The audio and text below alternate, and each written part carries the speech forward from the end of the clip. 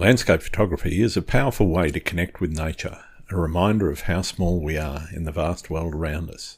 When it comes to landscape photography in Australia, there's arguably no better place than the iconic Great Ocean Road and Otways.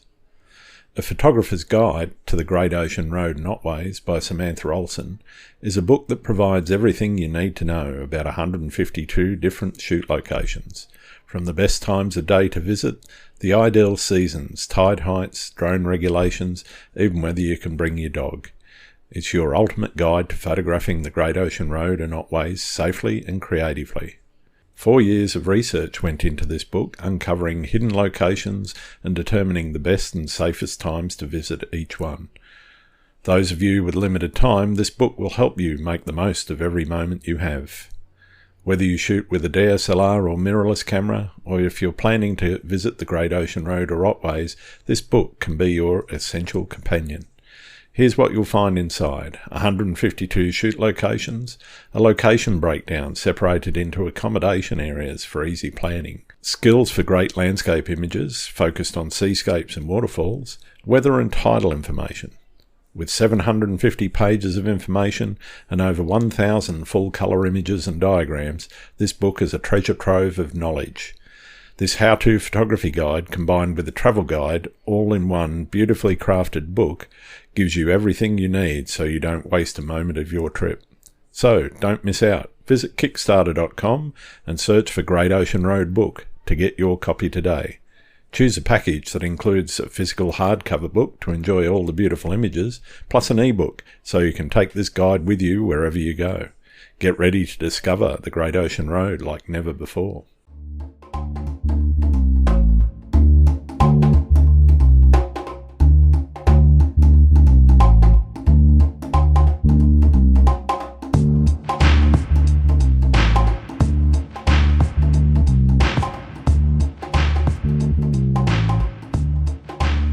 Hello and welcome to Landscape Photography World, the podcast for everyone passionate about landscape photography. I'm Grant Swinburne and I'll be your host on this show, talking to landscape photographers about their motivations, likes and dislikes. Greg Benz, an accomplished American landscape photographer and software developer based in Minneapolis, talks to us about his journey from discovering photography in London in 2000 to becoming a respected educator in the field.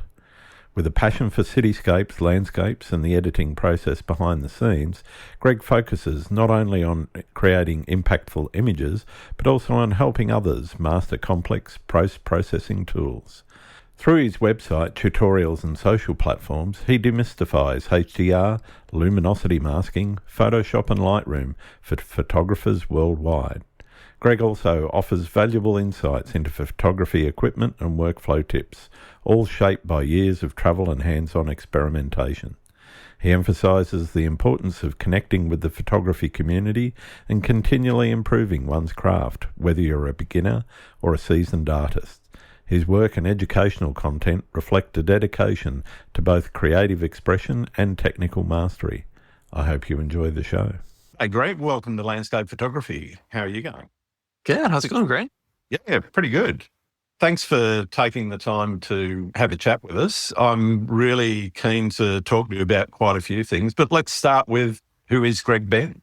Yeah. So for those who don't know me, I'm an American photographer from the northern part of the U.S., a place called Minnesota, near the Canadian border. I focus on landscape photography these days, but I've shot everything under the sun, babies, weddings, etc. over the years. And I'm mostly known for the work I do trying to help other photographers. So I'm a software developer. I make a couple of different plugins for Photoshop. One's for luminosity masking. One's for largely for helping with people to share the new HDR type of imagery, but it's like a web export type plugin. And I teach Photoshop. So it's a mix of different things. My life revolves around all things photography. Awesome. There's plenty to get into there. Why don't we start with, what does photography mean to you? It's obviously a huge part of your life. What is photography in your life? Yeah, I always ask people, what's their reason? Like, why do you do it? It's funny. We have these conversations where you think you're all there for the same reason, and then you start picking it apart and you realize everyone's got like their own kind of underlying why. For me, my interest in photography got kicked off when I was living in London for 6 months back in 2000. So it's 25 years ago. spent the summer there. I was an engineer at Ford back in the day, and I was working there for half the year. And I just started documenting my travels, shooting everything. And it just really caught on and snowballed from there for me. But I think what it really draws me to it is I'm just a really curious person at heart. And so I love traveling, I love exploring. I naturally love documenting it. And then when you start getting the photography, there's just all the, how do you get the best light and what's the best camera gear and how do you post process? And so it becomes this like endless learning journey. And I kind of love sharing it all. So it all comes together that way. But that's for me, what drives me, I think, is more than anything, it's just the curiosity, trying to figure out how it all works or what's around the next mountain or whatever it is. But I'm always a curious person. Awesome. And do you remember the first time you took a shot and said, wow, this is it. This is really what I want to do with the rest of my life? What was that moment like for you? I don't think there was a specific shot, but the thing I remember most from that period of time was I actually started with digital. So one of those little Canon PowerShot S20, or it's called, little pocket square brick from back in the day, pre-iPod days. And I was shooting with that, and one of my friends, Ray, turned to me. He's like, Greg, you're pretty into this. You need to shoot with a real camera. And he meant film. So it was my first memory of the point where I knew I was committed to photography was when I switched from digital back to the film before I started shooting digital again a few years later. But that was kind of that moment when I got into the SLR, developing my own film, and just really getting into it. So for me, it wasn't a specific subject. It was certainly London, but it was more just the overall process of suddenly starting to care about the craft and spend time thinking about how do I make a better image versus just clicking the shutter button. Yeah. And I guess that's one of the things I ask a lot of the photographers that come on the show is, where did the art start? Because a lot of people start like you with the little snappy camera, or the younger ones with their phones and whatever. And then they go, oh, this is actually something that I'm really into and want to extend. Where did the art start for you? Because taking happy snaps with the point and shoot, I guess changing to film in particular does start to change your perspective about how you're thinking about your photography, as you said. Yeah, that's a great question. I certainly was thinking about it at some level back then. Fast forward about 8 years, I started shooting more, and I got to a point where, wow, this is becoming an expensive hobby. Maybe it should pay for itself. So I started shooting weddings to help pay for the gear. And so suddenly I'm starting to do a bunch of that, start taking portrait classes. I started going to conferences. So I started surrounding myself by people who were pretty serious and getting exposed to new ideas and just going deeper. And shooting a wedding is the most stressful thing for me because I just really wanted to deliver something great for the client who, obviously this is a big day for them. And I think that process forced me to think a lot about the imagery in a lot of new ways. Like, first and foremost, what does my audience want? Because I'm not shooting pictures of a wedding for my sake. It's for them. What do they care about? But also just like what makes for a great image. And for me, a lot of that was learning light. I remember I was doing a lot of portrait classes with strobes and that kind of stuff and shooting with other folks. And something is that combination of having a really strong imperative to deliver for somebody, combined with just the sheer volume of shooting, the seriousness surrounding myself with other people, that where it started to really gel for me to think about it. And I guess for me, the real artistic part was starting to think seriously about the light. And that transferred later into the landscape and all the stuff I do today. But it really, for me, started more with portraiture and how do I make that image really resonate? That's a very common theme with the professionals that I talk to, because I'm talking to professionals and amateurs alike. But the guys that are serious into their photography, whether landscape is their business or whether they've got other pieces and landscape's just a bit on the side, either a hobby or a side hustle, I'm interested in how that working with the client has really shaped your creative process and needing to think about, okay, as you said, it's not for me, this is for the client. How do I give them the best experience possible?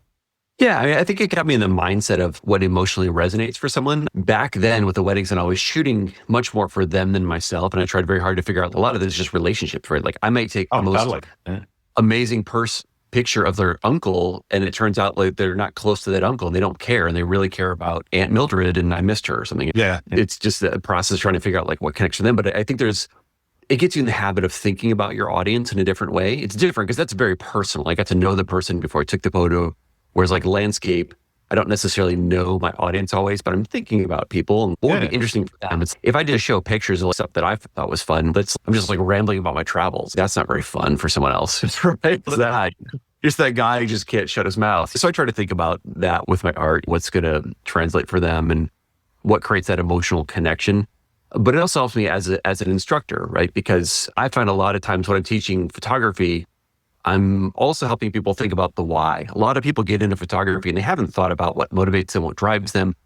They love it. They know that there's something there for them, but it's not like concrete yet, right? And a lot of people turn to me and say, what should I do to this photograph? Because I'm teaching Photoshop, right? And they'll ask me like what they should do to it. I'm like, well, what are you trying to express? It's your image. What do you want to do with it? Exactly. And so I think it's helped me as an instructor to better understand that endpoint so I can share with them my perspective of like how I think about it, what I went through, and help them develop their voice and their perspective. And I might share some story to help them understand it. Like I remember I had this very interesting conversation once with a guy who would do art shows, just summer city art shows.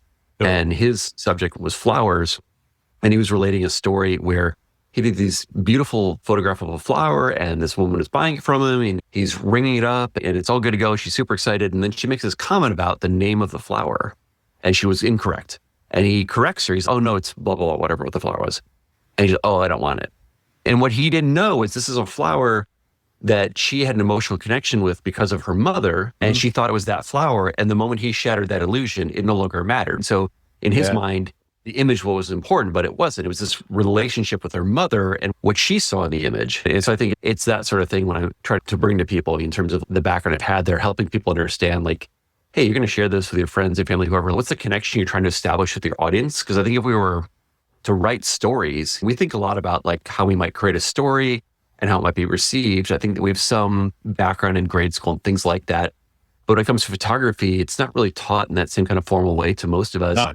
And we don't think about it in terms of storytelling, but that's what it is. At the end of the day, you might get lucky and you create something great, it works out. But if you don't do it with intention, then it's a bit of a gamble. So I think it's just helpful to build that in. And aside from increasing the probability you make an emotionally interesting art, it just, everything else gets easier in terms of how do you shoot, how do you post-process. So to me, it's all part of that process of just making better art is understanding the underlying why, which I would frame as the artistic process from my perspective. Yeah.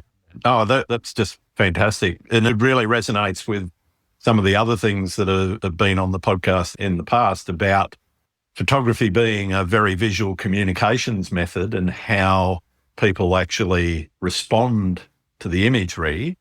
And as you said, those connections, it's great when you get the pat on the back from a fellow photographer and everything, but it's where you actually see a comment from somebody on socials, for example, saying, oh, this reminds me of the time I was there or the time I was on a beach with my mother or whatever. They're the things that actually matter as opposed to the, oh, well, it's a beautiful image. And then you can have that two-way conversation. Exactly. Right? Some people show up with, I think, a bit of a selfish mentality of they want the likes and the comments, the compliments. And sure. I understand that. That's not what most people really want or most people are going to engage with. Like, how do you create a relationship with someone, even if it's a moment, right? You're scrolling through your feed, you see a great image, it speaks to you. We may never communicate again, but there's something in that moment that hopefully both sides got something out of that you learned something from me and vice versa. And there was some engagement and excitement there. Yeah. How much of your success do you attribute to your ability to communicate? And I don't just mean through the visual medium. Obviously, being an instructor, your communication skills are key. I think it's pretty important. I think I would struggle without it since I, not just instructing, but also for software. At the end of the day, my tutorials and other things that go with it or how I present it, I'm always pushing myself to do better. I will never be satisfied that I'm communicating clear enough, but I try very hard. I'm generally proud of what I do, but I'm also pretty hard on myself too, trying to push that further, to think through what's the real question someone's asking? How do I help them understand? How to bring that perspective? It's challenging for me as an instructor. Part of my challenge is if you and I were to sit down and talk through any given topic, I could tailor what I'm saying to you. But as someone who's on YouTube and teaching courses, suddenly the room is filled with people who have totally different backgrounds where we might even use the same words to mean different things. Or you may have no background in this or your perspective is different. So it's always a challenge. There's no perfect communication. So it's sometimes trying to figure out what's the right compromise and making sure I help people understand like, hey, I'm going to give this talk and it's meant for these people. And this is where you are. Maybe you should go see this other presentation or whatever, but trying to help people find the right thing. I find that's part of my challenge is just trying to find that right connection with the audience in terms of, hey, are we all in the right room together? Yeah. What inspires you? Is it a person, a place, a moment in nature? What is it or where do you go to get inspired? Oh gosh, it's all those things. I always wish I had more time to explore. I don't spend a lot of time looking at other people's art, and I was trying to find more time, find new people. I try to look a little bit outside of my area. I find that I spend so much time in software and landscape and the things I do. So it's important to get outside of that. So I draw a lot of inspiration from other subjects. Like I look at painting is one of my favorite areas to draw inspiration. I love painters of the old American West, like Hudson River School type painting. They were figuring out a long time ago how to represent a three-dimensional world on a two-dimensional media, which is my challenge. I love that about painting. I love looking at movies. Like cinema to me is a great source of inspiration. It's very different, right? If I try to create an emotional scene with a single frame, it's totally different than a movie where it's dynamic and I have music and sound and all the changes over time and the motion. Absolutely. So you can't translate all the ideas, but there's always interesting inspiration. And I try to think through the storytelling narrative. I love looking at how people adapt to changes in the environment. Like technology is naturally something I'm very drawn to.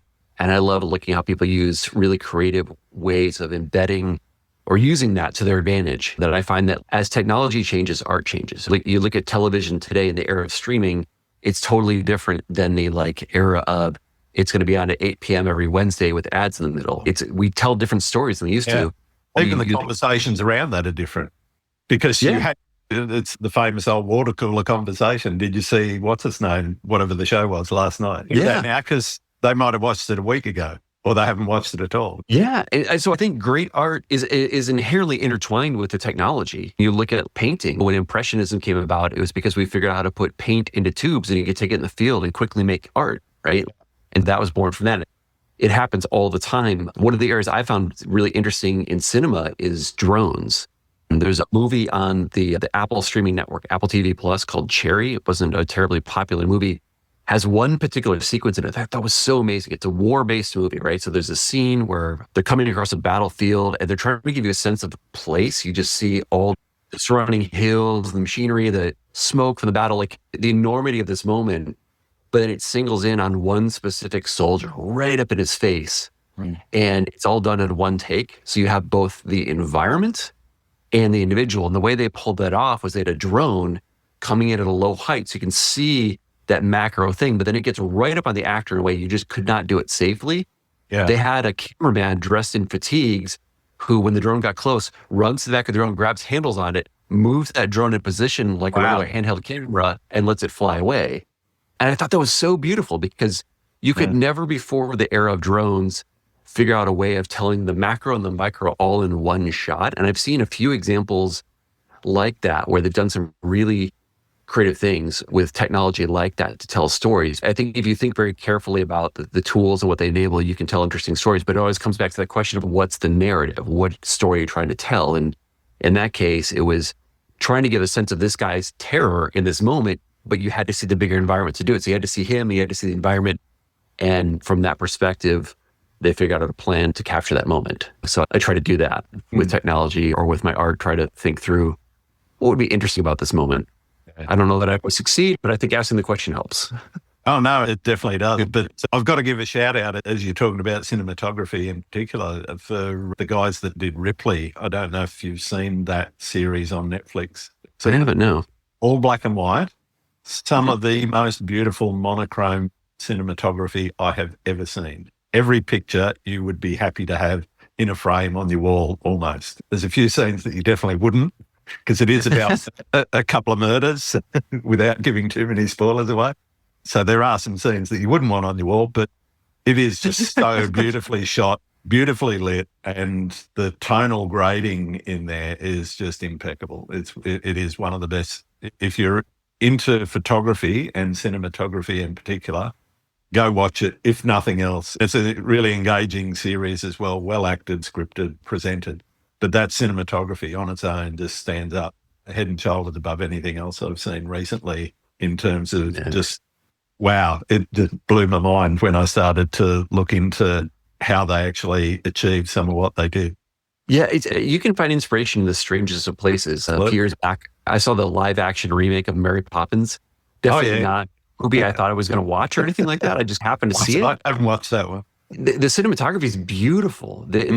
I ended up scouring for behind the scenes footage after I saw it because they have all these scenes with tremendous depth. I thought they might have been using some sort of CG or something. They actually use an enormous amount of smoke machines to create atmospheric haze behind the actors. Or they have a lamplighter scene, and the scene is very much your orange and teal, where you've got the lamps are very warm light and the background's very blue, but just interesting ways of treating the scene to create depth with the haze, with the color. That was just done beautifully. It's a really interesting movie that way. And up to that point, I'd mostly seen some of those concepts done pretty well in like animation. But I just think it's interesting to look at these other sources of inspiration, kind of going back to that idea of like, how do you reach beyond what you're doing to bring in something else, whether it's shooting another genre or using another art or just being totally out there. Maybe you think about your athletic endeavors and that creates some new inspiration. Absolutely. Absolutely. I want to focus in a little bit more on the photography itself. Do you have a process for setting creative challenges in your landscape photography in particular?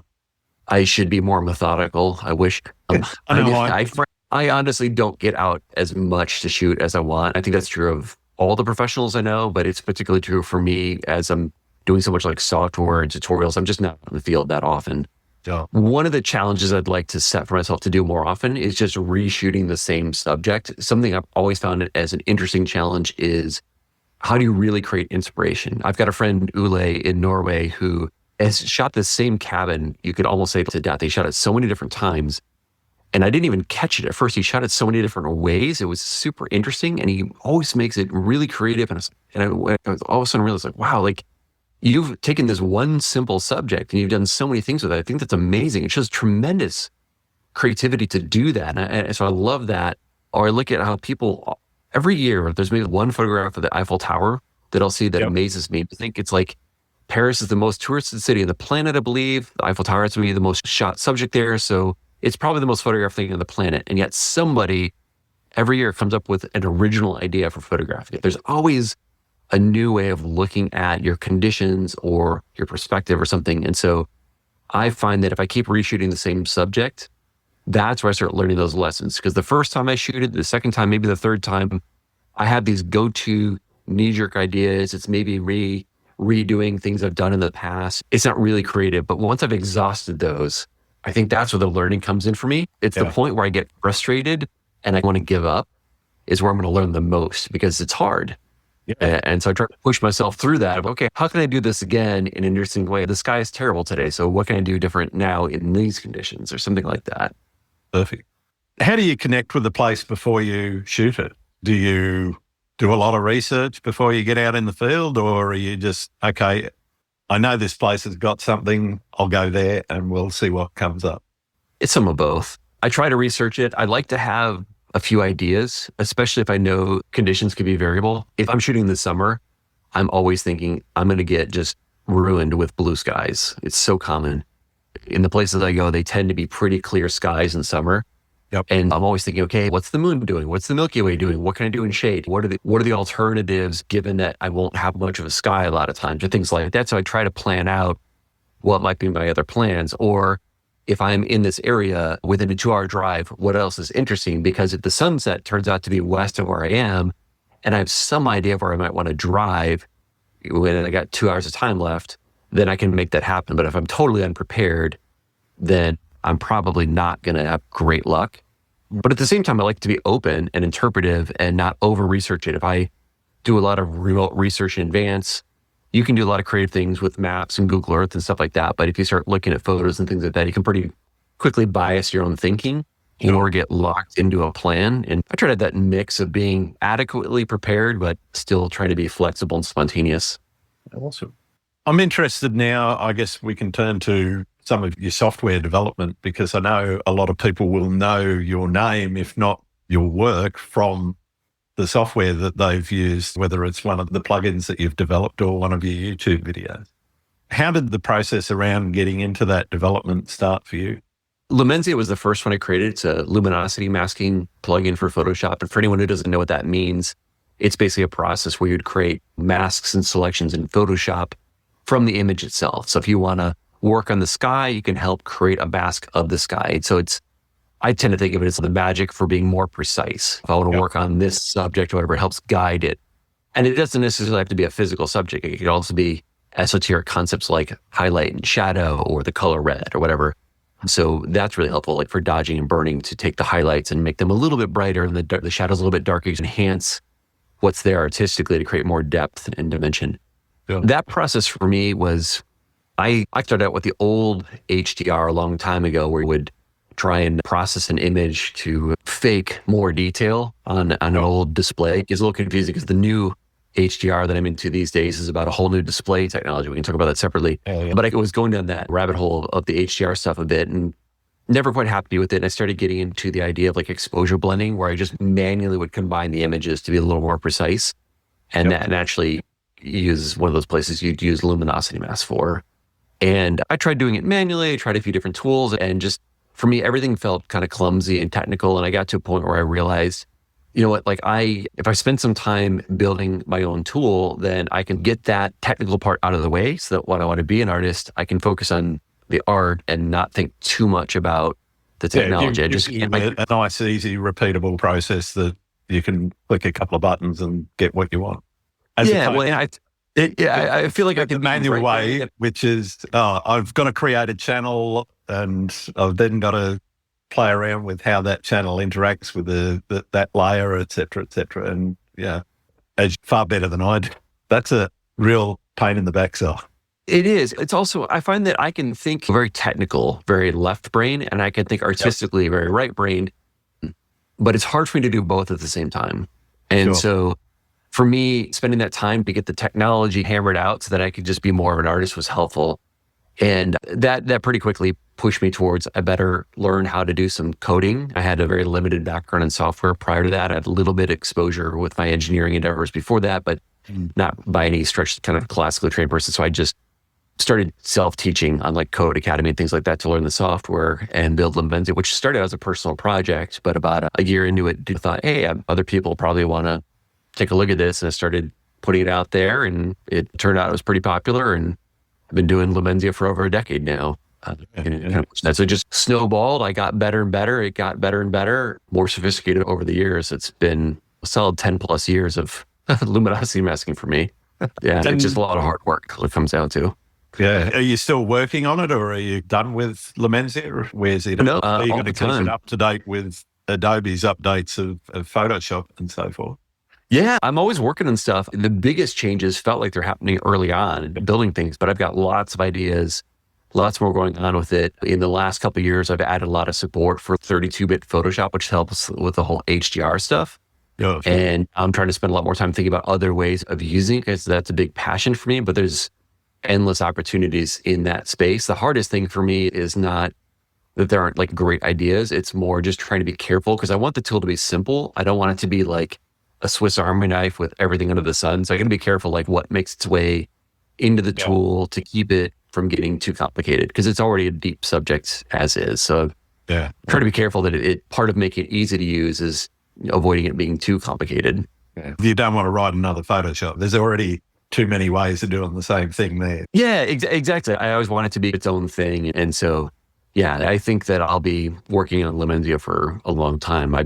I have, years of additional ideas there that I've like beta tested and tried. They're sitting in code, and I never really know what I'm going to bring till suddenly I get really inspired. Like, okay, you know what?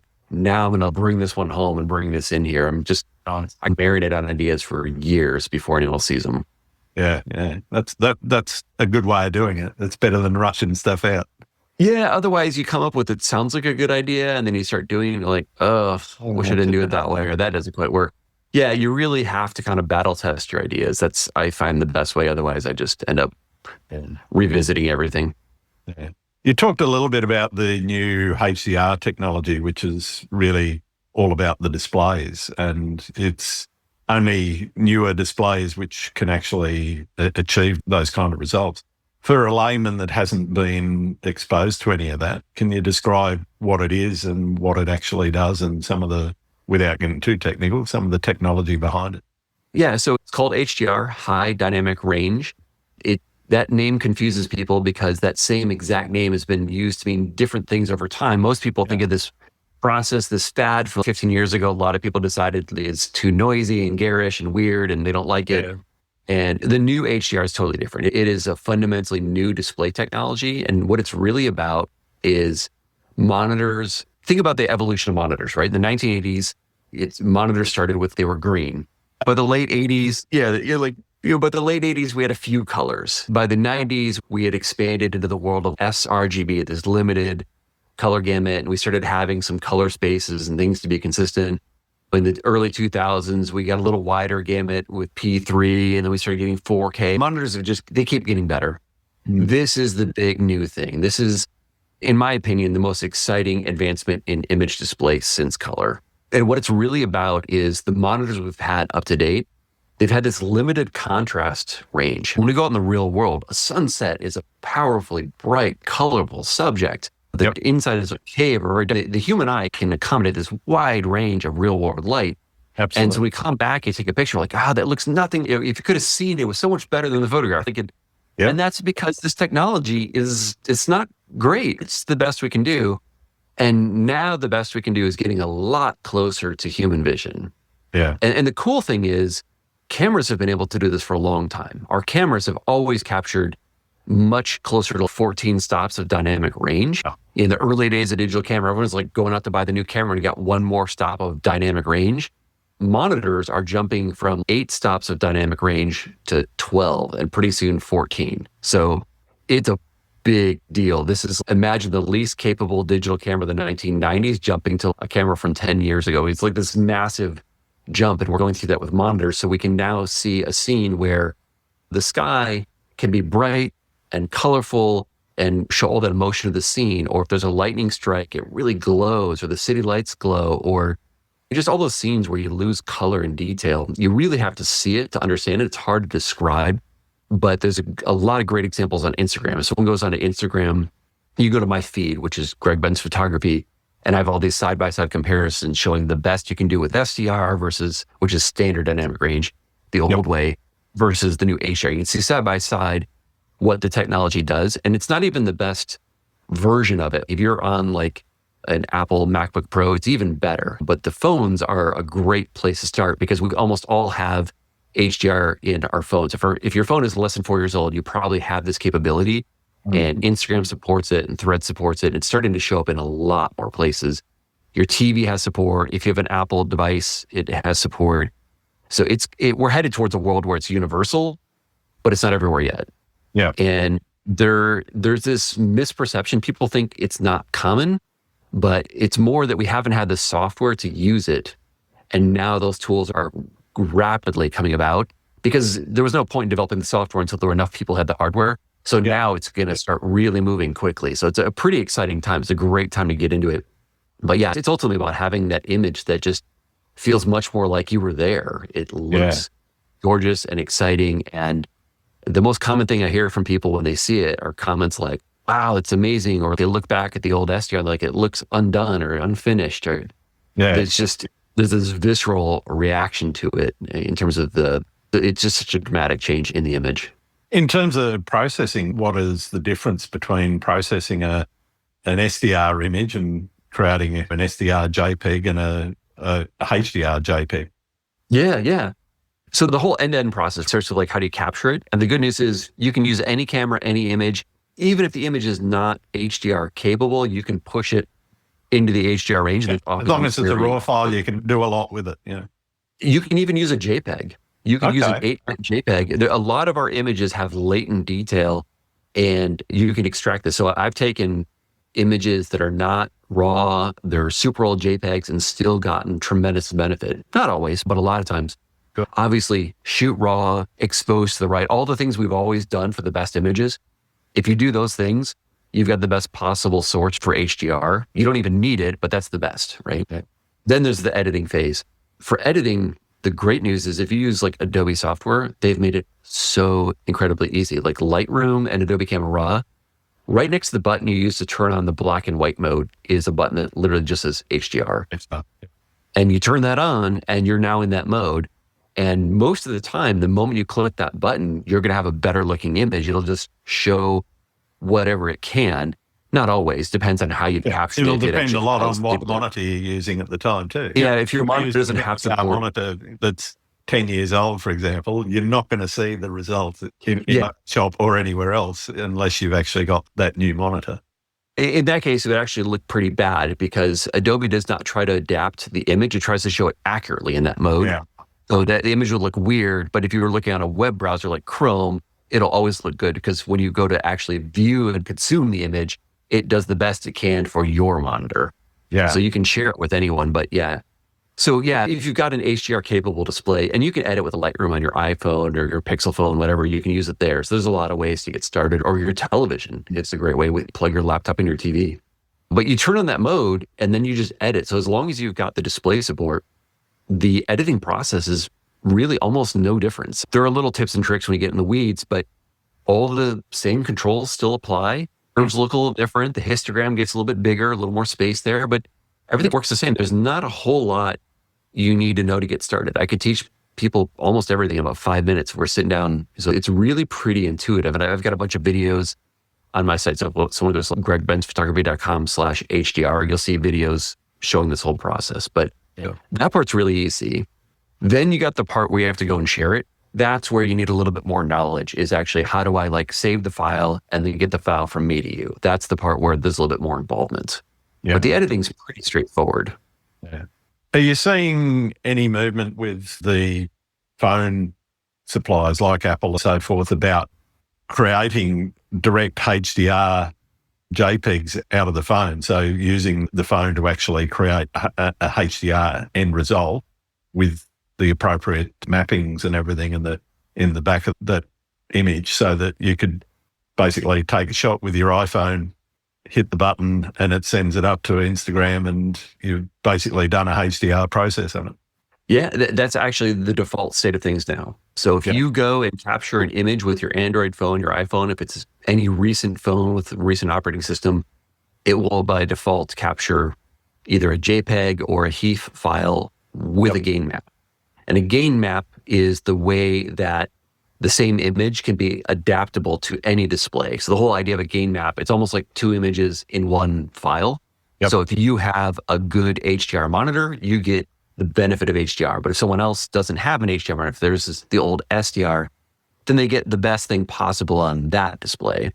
So that's the way these images are captured. There are some camera modes like a panorama or something on a phone won't necessarily do it. Most of the camera modes are going to just by default do this.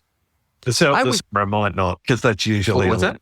The selfie camera might not do that, but it might on the high-end iPhone and Pixel maybe, but some others not so much.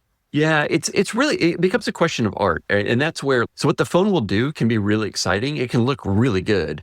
Like any photography, a trained photographer can do much better, right? So if you shoot raw on your iPhone or your camera, you can do it on the phone, and then process for HDR, you'll get a better result. So the camera can give you pretty good HDR. Absolutely. But you're always going to do much better if you go into Lightroom and take control of that process. Yeah. But yeah, there's a lot of ways. Most people don't realize. I've had people tell me like, oh, HDR is not ready yet. I'm like, what phone are you using? Like, oh, I'm using the latest iPhone. I'm like, oh, would you share on Instagram? Yes. So you're already sharing HDR. You're already capturing, editing, and sharing HDR. You just didn't know it. Once you know about it and you take control of that process, that's when the real fun begins. That's when you can do things that are just truly incredible. Yeah, awesome. Talking about how you started your own business in photography, what's the main thing that you've learned from running your own business that you'd like to share with people? When people come to me asking about entrepreneurship, because I have a lot of people who are interested in doing photography full time, and I usually sense people are eager to do photography because they love photography. And I always tell people, like, fall in love with someone else's problem. If you're doing a business because you want to do the thing you love, you will be lucky to get paid well and have an enjoyable business. But if you're doing something that other people love and you love doing it too, you're going to win. If you enjoyed it. So I love teaching, and that works really well. I love providing software for other people. I'm not outselling my landscape. If I was, I would probably shoot my landscape differently for the audience I was trying to sell to. Okay. And in my case, it would be shooting Minnesota scenes for Minnesota businesses, right? I sell my art locally. I don't sell my global images to hardly anyone because I'm not trying to promote that. I try to promote to the subjects I know locally, the people I know locally, and that kind of thing. But it may not be always my favorite subject, but I find something that I love doing that somebody else cares about. Yeah. And you have to be geared on what they want. It's ultimately going to be the recipe for succeeding and enduring and having all the things. Otherwise, you'll be frustrated, you'll get burned out. Ultimately, you just have a hobby and you're trying to get someone to pay you for your hobby. Yeah. But I think there's so many great ways to get in and do it. But it's so important to think about what is the end customer want. And those are some of my favorite presentations when I go to trade shows and all this, to go listen to speakers talk about their business and how they've to learn to really understand what drives that market. Whether it's, Aston Martin, they make their money repairing old Aston Martins and they need pictures of the restoration process. I'm going to focus on that as opposed to someone who comes along, I want to shoot the coolest, latest, greatest car, which is great. But like those photographers are a dime a dozen. The person who understands what makes Aston Martin money, that's a photographer they want to hire. Yeah. Yeah. One of the other things that people struggle with is wearing all the hats. You've got to be the CEO, the chief marketing officer, the chief accountant, et cetera, as well as the photographer and the artistic side. How do you balance those things? I enjoy doing a lot of these things, so I take a lot on my own shoulders. I outsource a lot of my accounting, though I used to do all of it end to end. I do my software, I do the support, I do it all.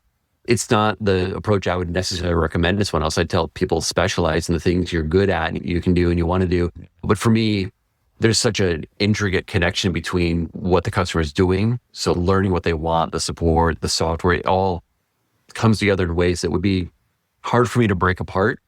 So it's a tricky balance. Am I doing it the right way? I don't know. If I were to shed a number of these things and outsource mostly a company of one, would my business be much bigger done another way? Very possibly. But I don't necessarily optimize for income. I optimize for overall enjoyment and life satisfaction. Yeah. And I feel like what I'm doing makes the most sense to me. So if someone came to me and they're asking, I'd start with, what are your goals? One of the things I tell people is the best thing I did for myself when I set on this path was to write my life goals, not my business goals. I wrote those too. I have a 12-page business plan I created for myself and all this kind of stuff. But I wrote up my life plans and I knew up front that I wanted to travel a little bit, but not too much. I didn't want to be tied to a schedule. I didn't want to be tied to a place. I had a number of different things I wanted to do. And that enabled me to very quickly say, you know what? I probably shouldn't have a portrait studio or a wedding business because those tie me to places and calendars. Yeah, you got to be. Yeah, exactly. I missed a class reunion because I was shooting a wedding and that really bummed me out. I love shooting the wedding. I would have loved to have seen my old friends even more.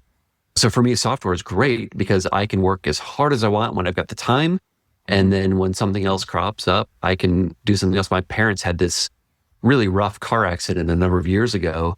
And I got to just completely pause the whole business for a month to go tend to family. Yeah. And that was super easy to do because I had created a business built around the idea that it should be flexible. But I think that's the most important thing, is just starting out with a really clear understanding of, like, what do you want your life to be like? What are your goals for what you want your work to do for you?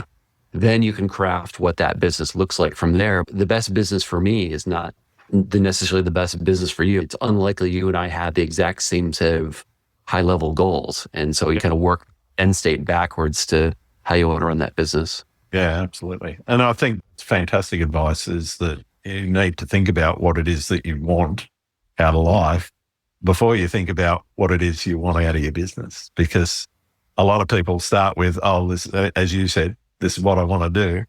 And it's... Or people have these like interim goals. Like I'll have a number of people tell me, I want to make so much money. I'm like, well, that's okay. That's at some point you've got to quantify things. But what's money for?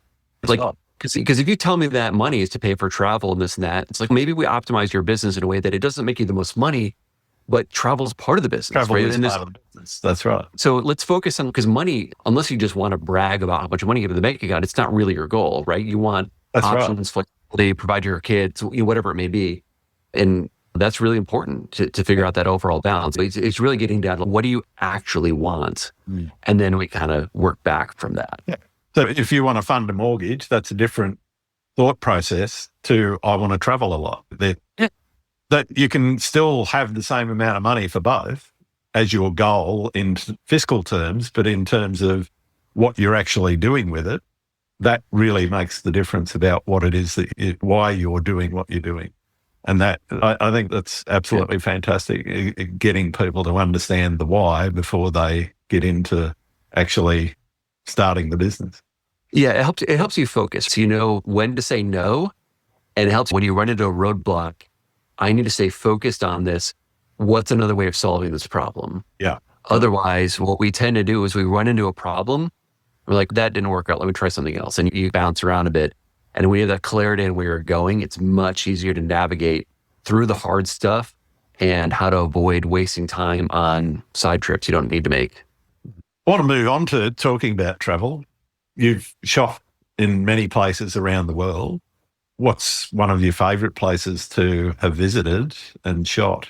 Yeah, there's so many so many incredible places.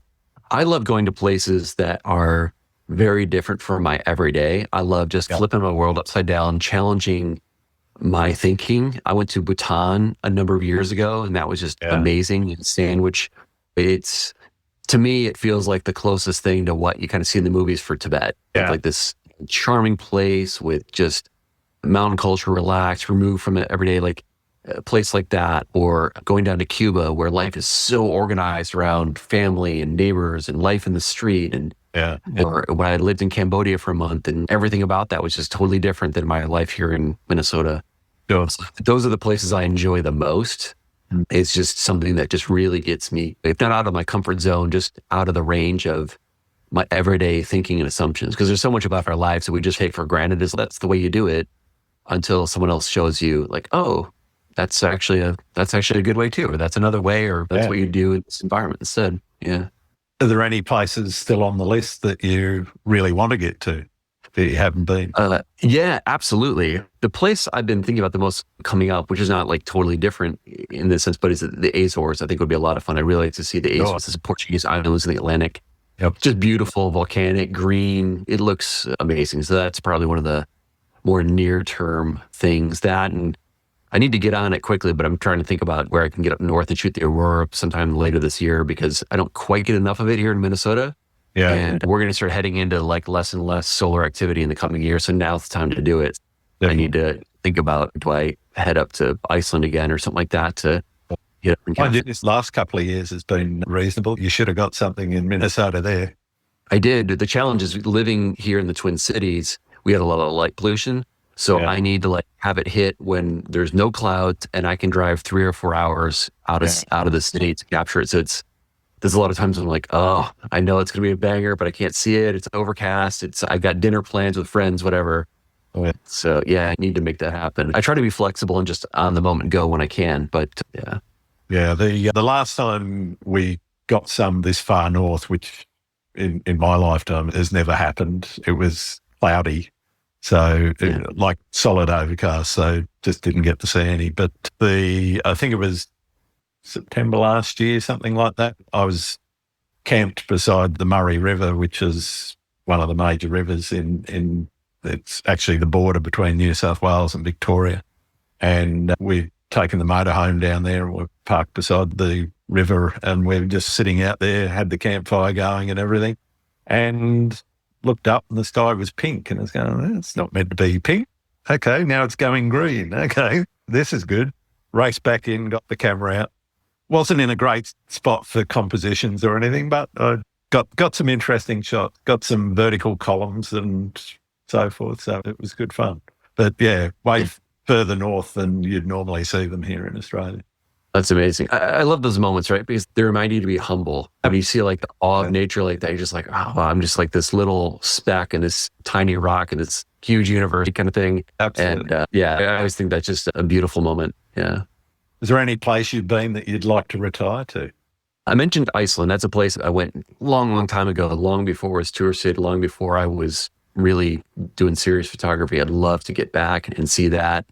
I would easily go back to a number of places I've been, like Bhutan. I'd love to get back to Burma and actually go see like Bagan and some of that. I don't know if it's the best time to go these days, but probably not. Give it a year or two. Yeah, yeah, everything's dicey these days, but yeah, I'm very opportunistic. Do I have a friend in this place? Who's free? What's a good airline price? So I have this long list of if it works out, I'm there and just go. Another one I've been thinking about I'd like to do is get to Japan for some fall color. I've been to Japan many times, but I've never shot fall color. And I've always thought it's just seems like it'd be really interesting. I don't see a lot coming out of it. Maybe a little bit more lately, but I've always thought that would be a neat place to go. There's something about fall that I just love. I guess as someone who's been surrounded by fall color my whole life, it's just like my favorite time of year. It's always beautiful and I want to go shoot it in other places. Yeah, no, that would be cool. A lot of people focus on the cherry blossom springtime, but one thing I want to do with Japan is get into Hokkaido in winter. I think that would be absolutely gorgeous. Yeah. Oh, amazing. Pardon me. What's one of the most memorable shoots that you've ever done? Wow. So I'm a big believer in people going out and doing workshops and all. And so I, every few years or so, will try and be an attendee on another photographer's workshop and just go. They've always scouted the place. They know the locations. They know the weather. It's a lot of fun to shoot with some of your favorite folks. And so I was trying to do that. I went on a photo workshop with Josh Snow last year down in the Bisbee Wilderness in New Mexico. And that was just incredible. You're a bit off the grid. We're camping in the wilderness there, and it's a wild place. We're like walking over like seams of coal, and there's the Badlands of all these hoodoos. We got the big rock and the little teeny impossible stalk of dirt kind of thing. And there were dinosaur bones everywhere, just everywhere we'd look. Oh, there's the vertebrae of it. And of course, Josh knows like all this stuff deeply. So he knows like what all the dinosaurs are. They like names I'd never even heard of before. He's like a geologist. That was just an incredible experience. We had like beautiful Milky Way skies and all that kind of stuff. But I think it's those moments when I just get way out of my everyday, and that was getting way out of city life for me there. That was a pretty cool experience and a fun group. We all had a great time. I get through the day and all that. Yeah. What about horror stories? Everyone has a sketchy experience that they remember. What's yours? That's a great question. I'm sure if I thought about it, something would come to mind of something that was like a terrible idea. I feel like I've more had a lot of close calls that worked in my favor, just weird dice rolls. Yeah. I showed up in Morocco on a Friday night at 10 o'clock at night with no hotel reservation by myself. Wow. Okay. And like I had a hotel within 15 minutes, made a new friend 20 minutes later, hung out all night. That could have gone badly. I played this game, like affectionately called with friends and family hotel roulette, where I like to keep my options open. A lot of times I'm just picking the place at night, and it's never failed me, but I guess it's always a gamble. I don't know. I guess I never feel like things have really been a problem because I've never had an injury or something serious. Yeah. I've had these stories where you get delayed or things change and you roll with it. You know? And I think that's the important thing is like maintaining a little flexibility, not being so fixated on one thing. If the light goes bad, if the travel goes bad, if something happens, if no one got seriously injured, no one got seriously sick, whatever, at that point, if you don't have a good time, you're probably just not being creative enough. Yeah. So I don't know. Maybe I'm overly optimistic, but I don't know if I have any horror story to share, really. I probably do if I think through it, but it's all good. Yeah.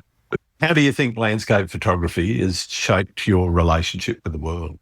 It's definitely pushed me to be out more in the world of nature. You definitely get the sense where I'm a pretty like technology, engineering kind of guy. Love a lot of the trappings of city life, being able to go out to my favorite restaurant or bar or show or sports, whatever.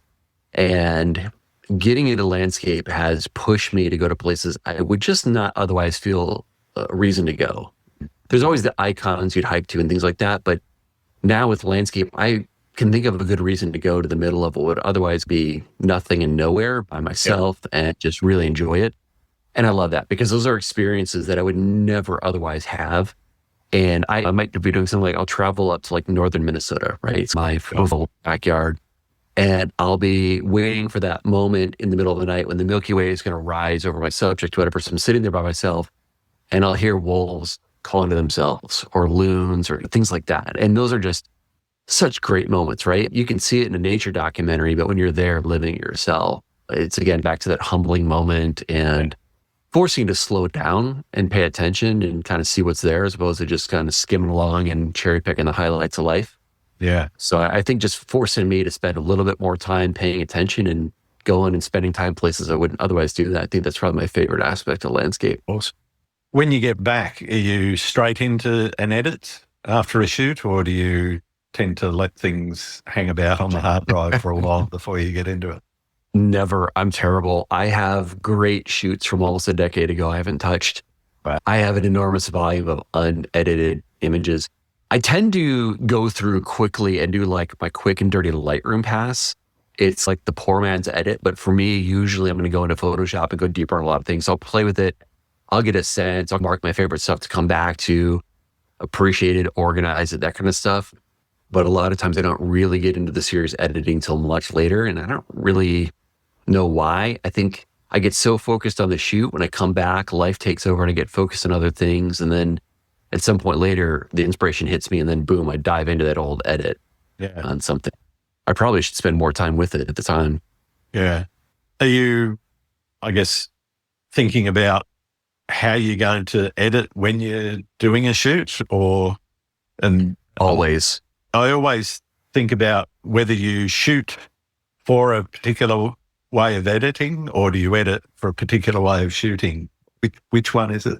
It's some of both, right? I'm always trying to like play with ideas. And of course, if I'm not editing something for a year or two, 5 years later, my whole process might be different and that can present its own limitations. And that's where I wish I was a little more real time because I'd probably have a little better learning loop that way. But yeah, I try to think through some rough idea of what's the end destination. Usually that's going to help me think more carefully about the angle, how I'm going to capture it, but also I oftentimes will capture multiple different images. Maybe I'm going to do perspective blending or focus stacking or these other things that require specialized capture and make sure I have that. With the HDR stuff I'm doing these days, I need to not below the highlight, but maybe I'm also thinking about a print. So I need a brighter exposure to make sure I don't have too much noise in the shadow. Like I try to think that through when I'm out in the field. It's not like I've got it all figured out by any stretch. It's pretty loose, but I think it's pretty important to have that in mind. And even if I go in a totally different direction later, just having thought about it, I think generates better photography because it'll make me think carefully about the shoot. And then when I go to edit later, there's just better learning there, closed loop, going through that process. And I try to also edit and think about the shoot. What was I thinking about when I shot this? What was the intention? And I may do something totally different, but I think in both directions. What am I going to do and what did I do so I do it better next time? That's very circular for me. Yeah, absolutely. Where do you see photography's place in society? Oh, wow. That's a big question. I don't know if I'm qualified to answer that. I'm not someone really a huge photography impact. I don't have an enormous following. I'm not a photojournalist and all that. And it's changing rapidly. I have always thought of it as a form of trying to share experiences. I think when you look in the news and all, it's typically been seen as like this form of sharing a story, some degree of we trust images less and less these days. But I think there's always been a sense of that. But I think maybe just a sense of sharing an experience or empathy or just another form of communication, right? It's impossible for me to fully describe an experience in any form, but if I can use imagery, that obviously enriches that. So for me, I think that's what I find most compelling, but I think there's so many other amazing uses for it, whether it's art in its truest, most abstract forms of trying to share more subtle messages or things like that. My art tends not to be at that level. It's a little bit more of here's a place and a thing, and it's not... It's a little more literal, but I always love that question. I'd be curious, like, what your thoughts are on that. I think we're probably in one of the most image-saturated periods of society in history, which presents both opportunities but also challenges for photographers. And it does mean that everyone with a phone in their pocket is a photographer now, and the sharing of all those images, that drives the volume challenge. There's just this torrent of imagery coming at you in social media. So if you're interested in growing your business by getting people to look at your images, then your challenge is, how do you get seen? And I don't think anyone's really cracked that. There's a few people that have managed it, but it's tough when you're just starting out in particular. But I think also it presents a huge number of opportunities. Like you were saying about the HDR, there's new and different ways of seeing these images that are just starting to emerge. And therefore, there's going to be, I think, quite a lot of opportunities for people to do things that do stand out and look a little bit different. I think about the journey of photography from like the 90s to now, right? And back pre-internet or early days of internet, people like really soaked up images. You'd look at like National Geographic, you'd look at documentaries, you'd look at the movies. Like and people were much more consumers of images than anything else. Yeah. And when you look to place, you appreciate it. We spent all this time appreciating what we saw.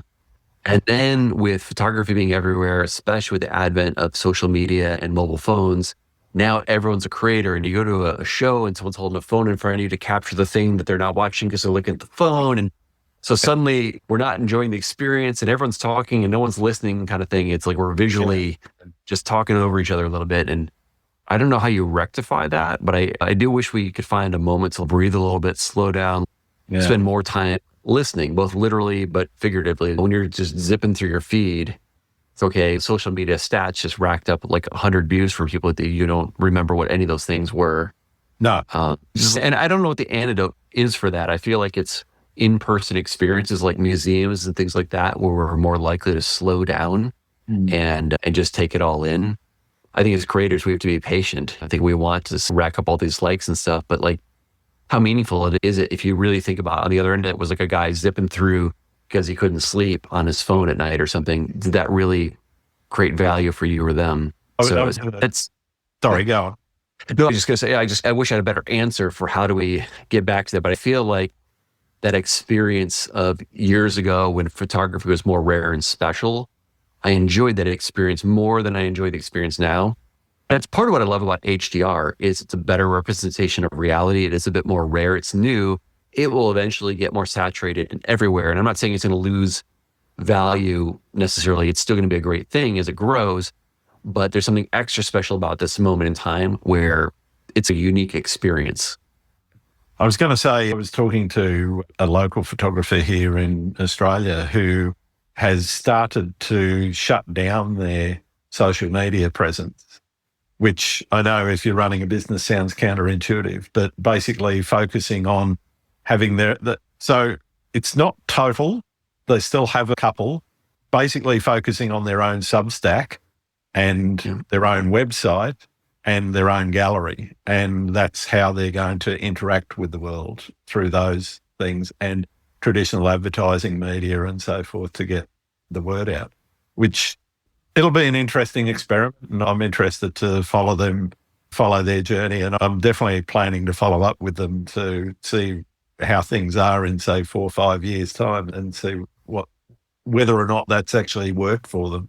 I think from a mental health perspective, stopping your own scrolling or changing the way that you do interact with social media is a good thing, because a lot of people, that the old comparison is the thief of joy. If you're looking at other people's images and going, oh, I wish I could do that, that's a different thing. You can use it to inspire yourself, sure. But if you're saying, oh, my stuff isn't as good because you're doing that, I'd say, yes, definitely get off social media and get out there and take photos. Yeah, I think maybe the answer is just spending more time, like just engaging with the person. Like in social media, you ask a question, leave a compliment, have a dialogue, talk to the person, that kind of back and forth. Because I feel like we end in this endless cycle of looking over the horizon. What's the next interesting thing? What's the next challenge? How do I get better? And it's good to look ahead, but if all you're doing is just kind of like running, but you're never appreciating where you are, I feel like you get in this place where you're just exhausted. Absolutely. What's the best and or worst advice anyone's ever given you? Oh, wow. Very much related to that theme. When I was an intern as an engineer back in my old Ford days back in the day, I had a guy said to me, I was just a young engineer, he's like, hey, Greg, there's 3 phases in life. You got your school years, you got your working years, you got retirement. And he said, never rush from one to the next. And I think that's always been like, sounds really simple, but I think there's real wisdom in enjoying where you are. Because I think when you're young, you can't wait to be on your own and start making money and doing your own thing. And when you're working, you're trying to figure out how do I move beyond this to get retirement, do my photography?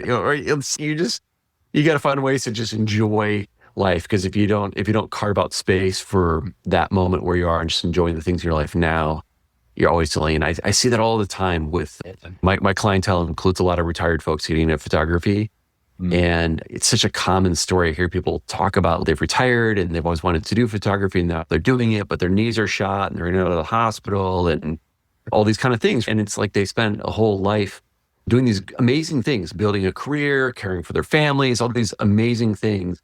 Yeah. But when it came to the things they wanted to do for themselves, some of these things got pushed off a little bit longer than maybe they should have. So trying to carve time for that, I think is really important. Oh, absolutely. Yeah. What's the best thing about being a photographer? Oh, wow. I think just being in a room full of people who are kindred spirits, and everyone around me has like different motivations and different interests, but we always have things to talk about. For me, love talking to people about their travels, about what they figured out for their technology. A lot of folks I know in landscape or they're avid mountain climbers doing these crazy things I have never been able to do or taken the time to do or whatever. So there's so much passion. I love the passion. The last corporate job I had before I went full time was in medical devices, and it was a great company, great people, but all the passion in the room was around just winning. How do we get market share? How do we do this thing? Like it was just like this competitive battle thing, but there wasn't like a lot of passion for a specific thing. And I remember like the first time I went to a photography conference, I just come from a medical conference for my day job where it was super dry, all this technical stuff, and I get to this photography conference, and the first presentation, the first day, this guy's going to do this giveaway at the beginning of his presentation. He's got something he's doing, and he just sets this room of 300 people. Whoever is the most enthusiastic is going to get this thing he's holding up. And the whole room just explodes with energy. And I look over, and about 10 people to my right, there's a guy hopping on one leg, holding his prosthetic leg above his head, just bouncing around, shaking his prosthetic leg. And of course, he was the winner, but just the energy of the pretty room enthusiastic. Yeah, it was like, I was like, wow, the only other time I've been in something like this is more like a rock concert or the things you think about for just traditional, the things you do when you're done working. And I was like, wow, like half this room is here. It's their job. I'm like, this is pretty cool. Just that passion for these shared things. There's plenty of competition, right? And that's fun. And I enjoy that too. But it's not just that. There's all these other reasons to be excited. And I love that. Yeah, fantastic. What's the worst thing about being a photographer? Oh, I don't think there is a worse thing unless you just aren't clear with your goals or you're there for the wrong reasons, right? Yeah. If you're there to just do it for yourself, I think you're going to be miserable if you're not honest about what you really want. These are tough conversations, right? I'll meet with someone and you can tell that there's like an insecurity and they're posting because they need people to tell them good things and have likes and whatever. And I have great empathy for that. And I think, wow, okay, this is great. I hope you get some recognition for this, but this is going to leave you feeling empty if that's all you focus on, right? You know? So I think it's so important to just have that honest conversation with yourself around what do you want to do with it. I think as long as you have some clarity of what you want out of it, it's going to be hard to lose with photography. But if you just do it and just hope it works out for you, then it probably won't, or it might not. Yeah, cool. I've only got a couple of questions. One is, are there any photographers out there that I need to be speaking with? Oh, wow. What conversations do you want to engage on? Let me ask you that. Oh, okay. No one's ever asked me that, but the same sort of conversation that I've been having with you. I'm really interested in why people are passionate, why people are motivated. What is it? What is their why? And finding out and sharing with others other people's why.